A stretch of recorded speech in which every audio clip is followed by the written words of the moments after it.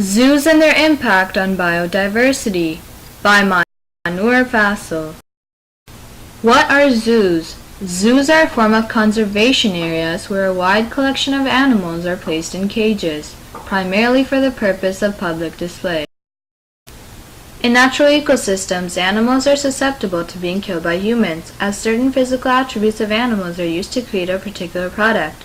As the popularity of the product increases, animals are at risk of becoming endangered or even extinct. For instance, in just 3 years alone, 100,000 African elephants were killed for their ivory tusks.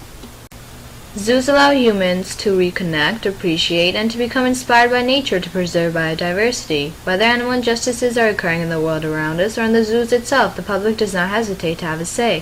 For instance, Marius was a healthy giraffe that was humanely euthanized. Prior to its public death, a petition was created to find Marius an alternative habitat. The objective of breeding programs is to produce large, stable populations that can eventually be reintroduced into its natural habitat. However, when endangered animals of the same species breed together, there must be genetic diversity to increase disease resistance. An instance where breeding programs were successful in meeting their goal was with the black-footed ferret. By educating the public, humans become involved in the conservation of biodiversity, such as through WWF. Ultimately, the goal of these individuals, organizations, and zoos become essentially the same. They all want to preserve wildlife and achieve it through protecting and breeding species. This increases biodiversity and thus leads to stable ecosystems. The condition that results is referred to as zoochosis. It is when species display abnormal repetitive behaviors such as pacing, neck twisting, bar biting, as well as odd responses to situations. For instance, Kelly the sloth bear gave birth to 3 cubs and ate one of her newborns while she was in labor with the other 2.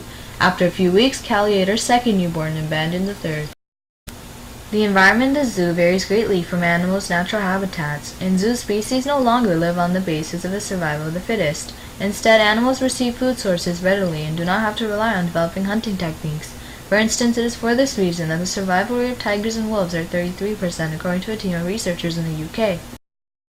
It is more costly to conserve animals in a zoo rather than a natural habitat. It takes $16,000 per year to care for black rhinos in zoos, whereas it takes $1,000 to protect their habitat. This is because it is very difficult to recreate an animal's habitat, where animals obtain their food source and are part of a social structure.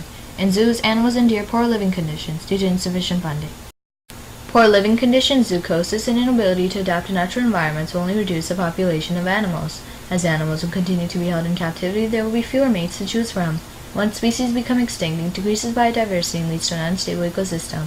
Predators will feed on alternative organisms, thus increasing competition, whereas the population of extinct animals will prey lives.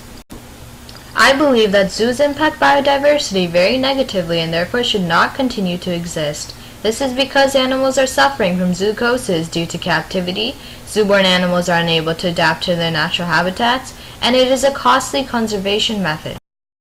Created using Powtoon.